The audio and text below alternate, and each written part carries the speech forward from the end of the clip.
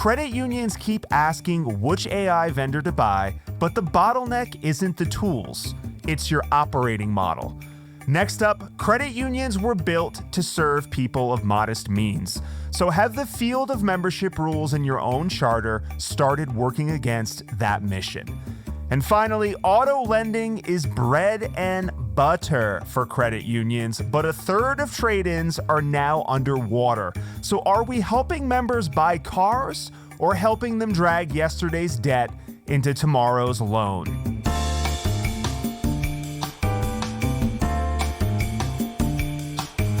Welcome to Grow Your Credit Union, the podcast that fosters the growth and development of current and future credit union leaders by facilitating challenging discussions and presenting solutions to industry obstacles. I am your host, Joshua Barkley. Today, my co-host, he's a regular on the show. I want to welcome him back, James McBride. What's up, my man? Hey, man, what's going on, man? It's always fun to be here. Glad to be part of the show and excited to have this great conversation. Talk to me about Tennessee, James, because you were in Virginia. I feel like you were in the blazer state, the suit and tie state, and you traded your suit and tie for a big old American Eagle belt buckle, denim, cowboy hat, banjo, acoustic guitar, potentially a record deal with some Nashville country label. So how's that move going for you? You know, man, like literally right now I'm holding a microphone, 6 inches from my face. So that might answer the question on the logistics. As it relates to Nashville, it's my home. It's where my friends, my family, everything that I've known for most of my life is. And this industry has continually blessed me, and it's blessed me in a way now that I'm able to still serve the industry and still be at home with my friends and family. So it's been a blessing to me, and I'm excited to be in Nashville and still serving the credit union industry and exploring new opportunities. Are you missing that Virginia life? No. Here's the thing, man. Like I have good friends in Virginia. I enjoyed my time there, but home is home, and this is my home. I've chased a lot of things in my life. And frankly, I'm kind of done chasing. I'm ready to be where I need to be. That's beautiful, man. You know, maybe I'll end up back in southeastern Connecticut one day. I don't know. We'll see. I feel like that is a little bit inspiring, headed back home where you need to be, stop chasing things. I would get out of Utah right now, but I'm stuck in a mortgage. Let's bring out today's guest. He's been on the show before. I'm excited to have him back. He's a cool cat. Please welcome the CIO at First Advantage Federal Credit Union, Jason Tilley. Jason, welcome back to the show, man. I feel like I need to do it. Howdy, y'all.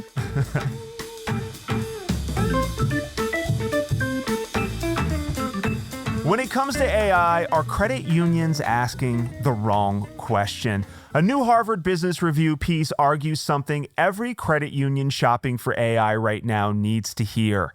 The bottleneck isn't the tools, it's your operating model. In that article, it states that, most companies are running the same sequential handoffs with siloed teams, and layering AI on top of that, it doesn't transform anything. It just produces faster outputs, feeding a broken system. So in our industry, James, we keep asking, which AI vendor should we buy? But maybe the better question is whether your credit union is even set up to get value from AI, or whether you're about to spend six figures making your dysfunction more efficient. Jason, do you agree with this article that the first step in any AI strategy shouldn't be choosing the tool, it should be identifying the broken processes the AI is supposed to improve? I completely agree with the premise. The process is the foundation of everything. You've got really two choices. You can automate the process and the flow that you have already, or you can redesign the flow. Most credit unions choose to automate. They'll take a process that's got 9 handoffs and a 3-day turnaround and then drop AI on top of it. Now it's slightly faster and it's maybe 2.5 days. You just spent that 6 figures to make a broken thing more efficient. And that's the trap. AI doesn't necessarily fix a broken process. It just helps it fail faster. There's an example that I want to use. It's from I Love Lucy. I think I'm a little older than both of you guys, but there's an episode where Lucy and Ethel are on an assembly line, a chocolate assembly line, and candy comes down the belt, and they grab it and they wrap it and they stuff it in a box. Well, the belt keeps speeding up faster and faster and faster until they can't keep up, and they're stuffing chocolates in their mouths and in their shirts, and it's pretty funny just to survive. Picture throwing AI on top of that. Let's say you throw a Tesla Optimus robot that has fingers, and it pinches and picks up chocolate and puts it in a box. It automates the process, right? Well, you've made it slightly faster, and that robot can perform way faster than Lucy and Ethel, but is that really the best way to put candy in a box on an assembly line? Ask Hershey. They don't do it that way. They've got a machine that is designed to produce a mass amount of chocolates very quickly and package them. So redesigning the process is faster by an order of magnitude. Robot Lucy is just a faster pair of hands on a broken line.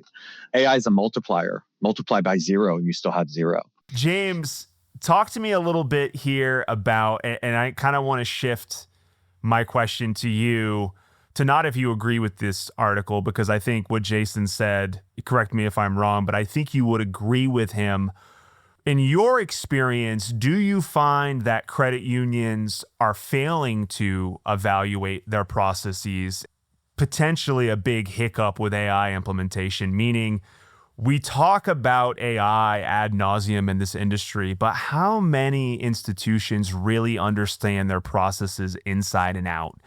Do you feel like that is a bit of a challenge, or something that you've seen recurring in this industry where we're not evaluating the process structure? It's a massive problem. It's so complex. So, you've introduced this idea of AI.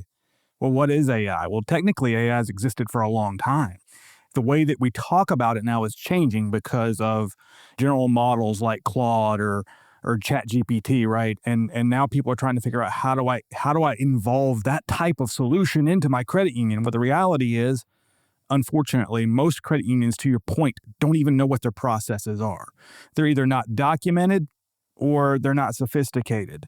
And when I say most credit unions, most of our credit unions are small. And so a lot of our smaller institutions have limited or no expertise from an IT perspective. They probably can't afford it. And the reality is a lot of their internal expertise is based off of whatever they have found or learned. I was at a conference recently. I think this is probably the best example I could give you. And the speaker was on the stage and he said, how many of you people in here are using ChatGPT or Claude on a daily basis for your work? And probably 80% of the room raised their hand.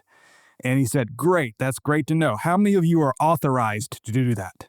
And half of those people put their hand down.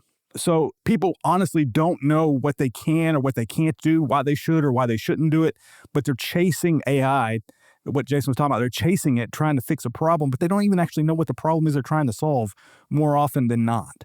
They have a general idea of, oh gosh, there's a pain point over here. There's something that I don't like about X, Y, or Z, and I wish it were better. But they haven't quite identified it. And I'll just circle back. He's right. If you haven't watched I Love Lucy, man, you're missing out. Time is up on this segment, but you said something, James, that I want to touch on before we get out of this segment, which is when you were at that conference and the speaker said, hey, how many of you are authorized to use these tools? And you said half of the hands went down. What is that a symptom of? Are we just in a place right now where the regulatory framework is not keeping up with the technological pace of AI? Meaning, why do we have this industry that is not able to get a clear understanding of governance around these tools? Can you help me understand what the hell is going on here? I say things on the show sometimes that can be inflammatory or outrageous. And the word I'm going to use here is ignorance. And I mean it in the most legitimate way possible. There's so much ignorance about what AI is or isn't. And so those people in the room, they're saying, well, my company told me that I can't use this, but I know it'll help me. It'll make my job easier and I can do all these things. So they run headlong into it thinking, well, what's the worst that's going to happen to me? I'm going to get my hand slapped, right? They have no idea how the models actually work, whether or not their data is secure, whether or not the information they're putting into it is going to be used to train other models and maybe shared with other companies. There's so many elements that frankly, the average person doesn't know or doesn't think about. And that's why I say the word ignorance. There's ignorant to it. And as a result of that, sometimes when we're ignorant, we make poor decisions. Jason, what are your thoughts on this?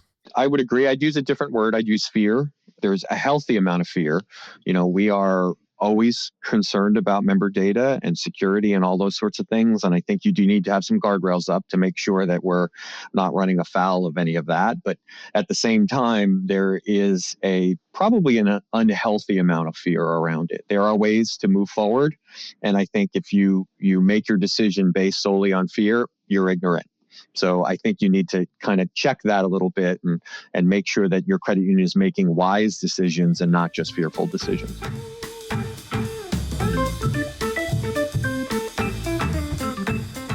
A recent CU Today op-ed from Jason Sferic at the Defense Credit Union Council makes a pointed argument.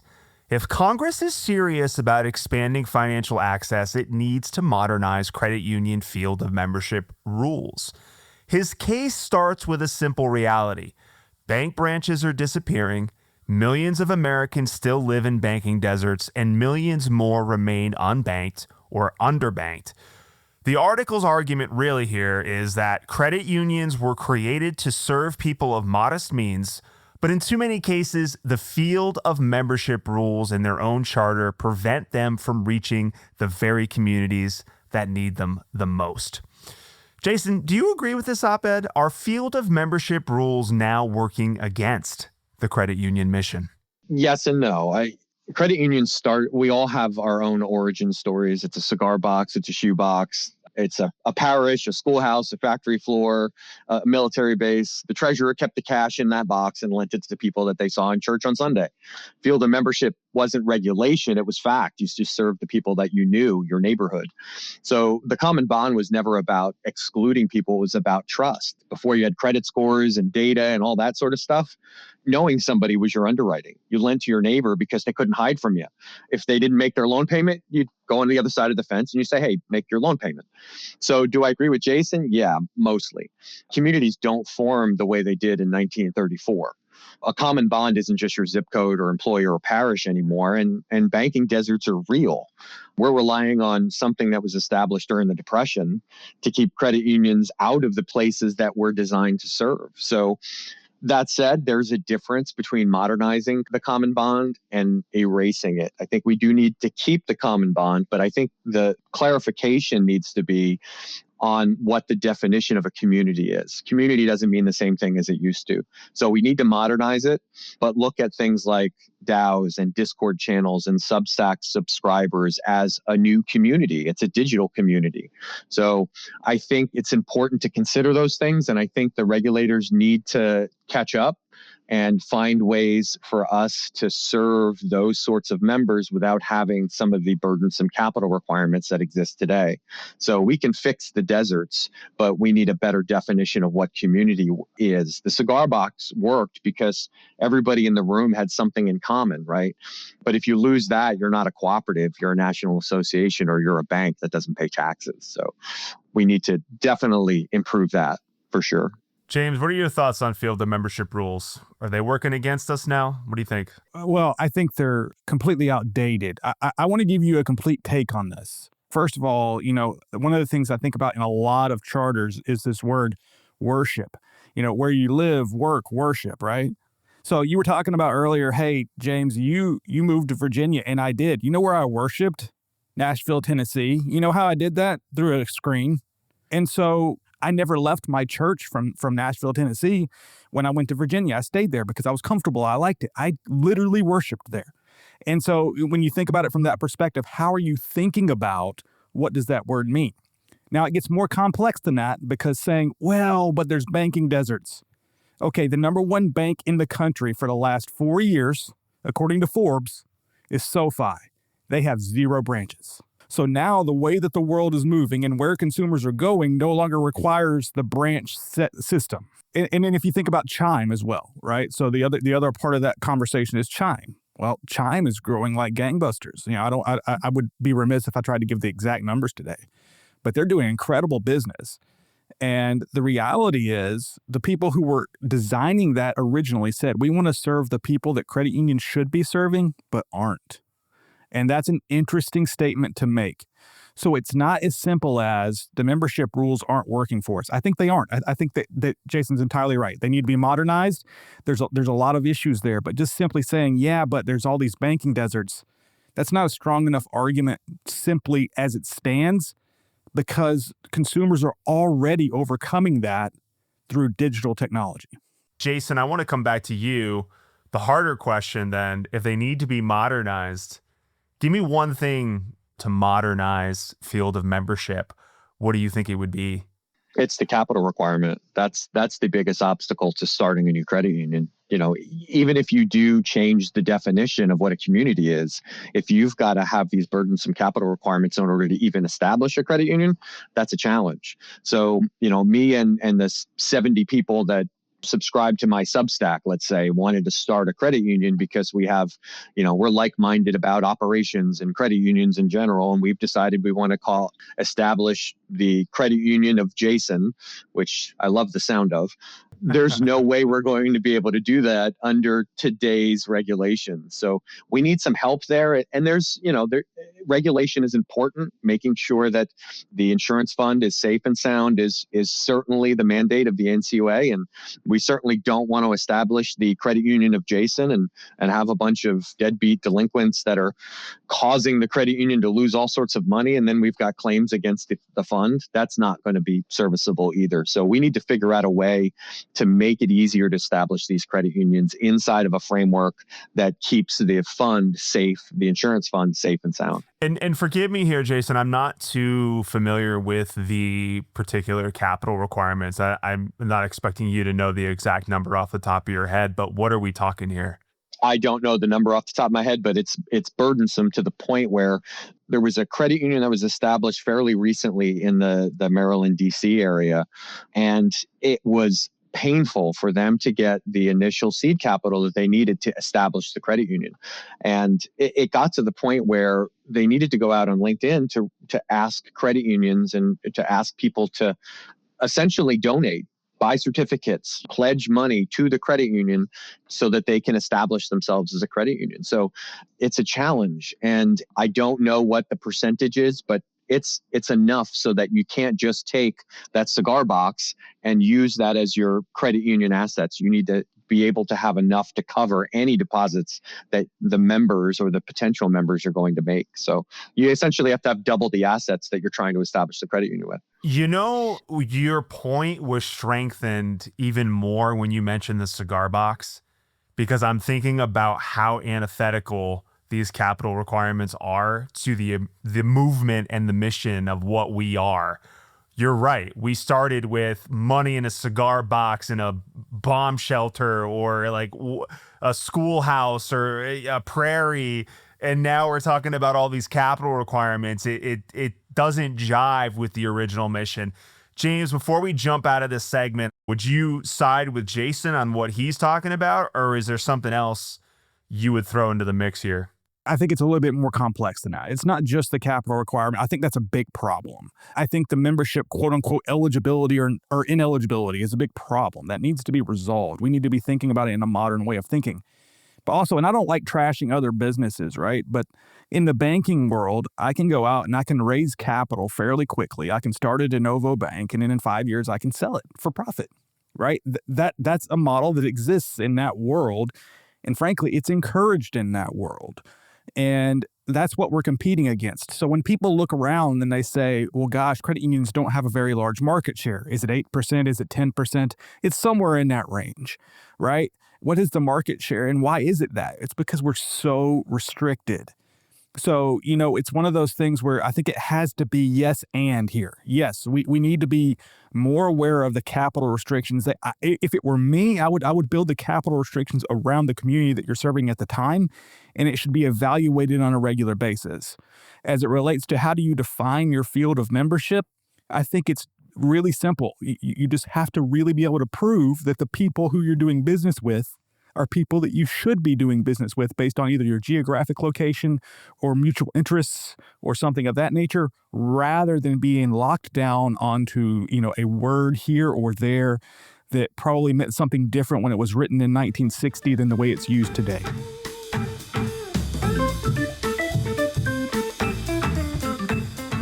A recent Wall Street Journal piece on America's pandemic car bubble had a few numbers that, I'm going to be honest, James, they stood out to me, my man. According to Edmunds, about 30% of borrowers trading in a car in Q1 were underwater, meaning they owed more on the car than it was worth. And on average, they owed about $7,200 before even getting into the next loan. That is up 42% from 5 years ago. I know that auto lending has always been this bread and butter thing for credit unions, but I got to ask, Jason, do you think that the rise in negative equity should change how credit unions think about auto lending as a growth strategy? Is this a cause for concern? Absolutely. You can't deny that. But you have to remember that lending is one of many levers in an overall ALM strategy. It's not the only lever. You know, when one lever flashes red, the instinct might be to just yank on it, and that's the wrong instinct.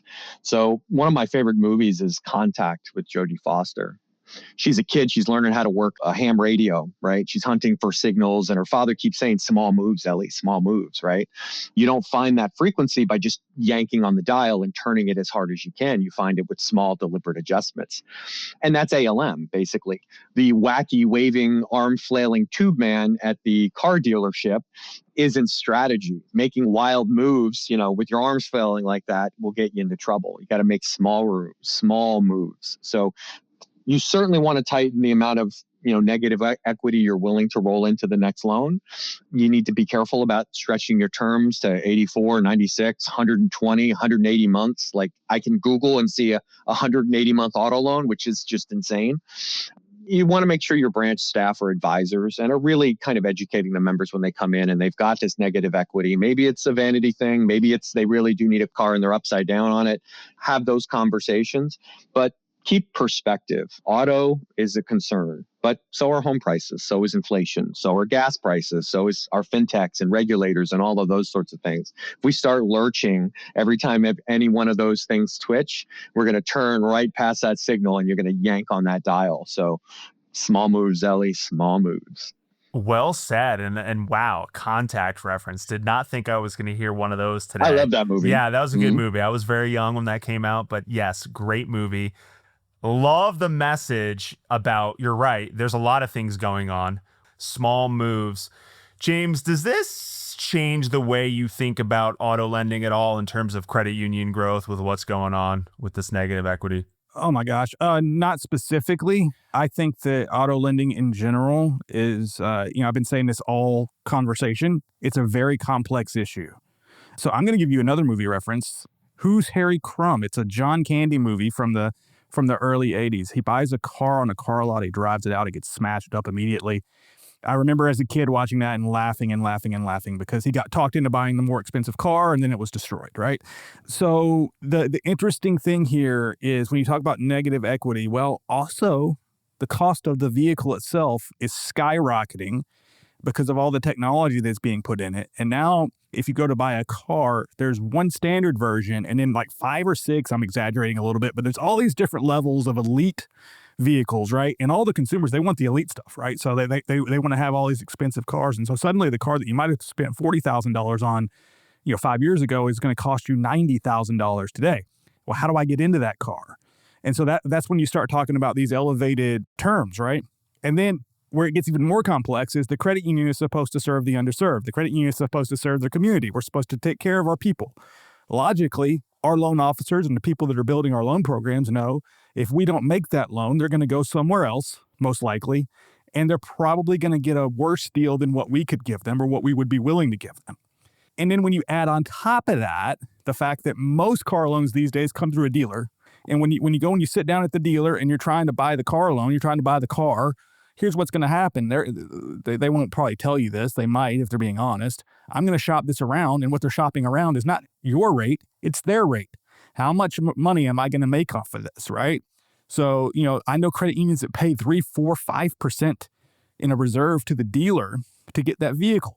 So then what's your actual profit on that loan when you think about it from that perspective? Getting back to the ALM discussion. Are you actually making any money on this, right? So when I think about auto lending and I think about credit unions, the one thing that I think that we need to find a way to do is migrate more towards direct auto. I see a lot of credit unions doing that, by the way, but migrating more towards direct auto and trying to find a way to find a center where we can have more control of the conversation. That reduces the pricing for the member. It allows us to have more profit in it back for our membership, right? But it also then gives the consumer the ability to start chipping away, small moves, chipping away at that negative equity. This is a problem that we've built in our country over the last 30, 35 years. It's not going to get solved overnight. So the only way to do it is to start migrating the other direction. And when you got all those other complications in the middle, there's a lot of credit union leaders that are just going, gosh, it's just not worth it. We're going to exit that market or exit indirect lending altogether, for instance. The direct thing that you mentioned, James, there's so many things that flood through my mind. Story for me is I used to buy used vehicles when I lived back in Connecticut. So I could buy, my first car was a Mitsubishi Galant, 1996. I paid $1,000 to my stepbrother. Then my next car was another Mitsubishi for $3,500. And then in 2022, I couldn't find any more vehicles like that. I had a 2000 Camry that the body rotted out of the vehicle. I had to buy a new car. And my experience at the dealership was awful. I got an indirect through a credit union in Utah that I'm not going to name. I haven't done any more banking with them. I don't know if they made any money off of me. So like to your point, when you're talking about going direct, it just feels like if negative equity is increasing and the volatility of these loan terms is getting higher, should we make sure that we're making money as an industry off these things before we put out all this risk on a 120-month term, 180-month term loan? Like maybe we should do the math to just understand, is this even worth it for us to do through indirect channels, which it doesn't sound like it is. I've talked to a million people about this indirect thing, and it just doesn't seem like it's an egg worth cracking anymore. So, Jason, I'll let you close out. What are your thoughts on this idea of going direct here? So we've looked at that as well. There's a very big presence here in Virginia with Navy Fed. Navy Fed has a, magic check, we call it, which is basically a fancy version of a pre-approval to reduce the friction.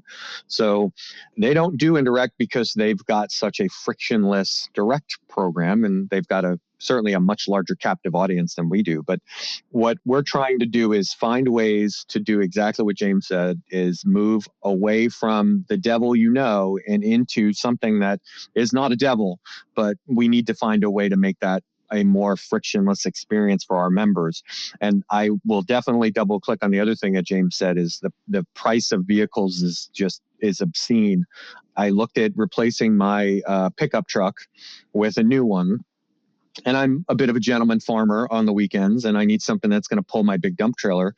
And I'm almost into six figures for a vehicle. Obviously, I'm getting sort of the higher level. I'm a little bit bougie in that way, but I'm looking at spending almost as much as I did on my first house for my car, which is insane. So we need to figure out a way to make that better. So there's definitely, there are some things that we can do, and we need to find a way to do it 100%. All right, that brings us to the end of the show. Let's do final thoughts and plugs. Let's start with you, James. Final thoughts, my man. Listen, man, we've been talking about issues, AI, auto lending, membership eligibility, all these different things that are part of our industry right now. And, one of the things that is on my heart and has been for a long time is that if we want our grandchildren's grandchildren to know what a credit union is, then we've got to start doing the work to make sure that we're still around, right? And so it's all these things together. How do we compete? I'm a big believer in QSOs. How do we leverage the power of collaboration to move us forward in a way that's meaningful? How do we get those smaller institutions the ability to compete at the same level that a larger institution does, just maybe not at the same scale? And how do we move that needle in a fairly quick pace, because the rest of the world isn't going to wait for us. At the pace we're going, we'll only have 2 left in about 50 years. That's probably not going to be accurate, but that's what the math says. And that's kind of scary to me. I want us to still have community financial institutions. The deserts that we were talking about are a real thing. And, digital banking is fine, but I still think there's room for us to have that community credit union where you walk in, you talk to somebody you know, you shake hands, you sign a piece of paper, and you've made a loan or you've made a deposit. And so that's what I push for every day. That's what we do at Let's Go. We're trying to help make sure that we're moving that movement along and helping credit unions compete. And if people want to get in touch with you, James, how do they do that? Find me on LinkedIn. I'm fairly regular on LinkedIn. I've scaled back a little bit. I don't post every day anymore, but I do post pretty regularly, at least once or twice a week. And I've got a website, letsgocuservices.com. You can find me there, and I'd be happy to talk to anybody that's interested in trying to think differently. Jason, final thoughts. Two things. One, I am a process advocate, junkie, whatever you want to call it. I was very excited that our topic today about AI anchored on process. So I'm a technology guy that talks about process and systems way more than most technology guys do. So applying technology is great, but if you've got processes that are inefficient, you're not going to get the results out of it. Whether you're talking about RPA or automation or AI, doesn't matter. Fix your processes, your organizations will be way more streamlined, way more efficient, and then you can apply some of those technologies. I'll finish with a quick fun fact about the movie that I mentioned, Contact. I didn't know this until fairly recently, but Contact was based on something from Carl Sagan, but what I didn't realize is that the movie actually predates the book. So the movie was started in the late 70s by Carl Sagan, and it sort of stalled. And then in the mid 80s, when the movie was made, he obviously is still involved with it, or was still involved with it. But yeah, I didn't know that. So this is one of those rare instances where the movie predated the book. So I've read the book and I've seen the movie, and I like them both. So there's your fun fact for the day. Wow, beautiful. And if people want to get in touch with you and maybe talk a little bit more about Contact with you, how can they do that? The LinkedIn. You can find me there. I've got a Substack and a newsletter and a podcast. So find me, and I'll certainly respond. All right. That brings me to the close. I want to thank our guest. I want to thank my co-host, and I want to send a special thanks to our listeners for continuing to support and listen to another episode of Grow Your Credit Union. If you like the show, follow us on your podcast player of choice. And if you want to be a guest or would like to talk about sponsorship opportunities, head to growyourcreditunion.com to learn more. Thank you for listening, and we will see you next time. Take care. Bye-bye.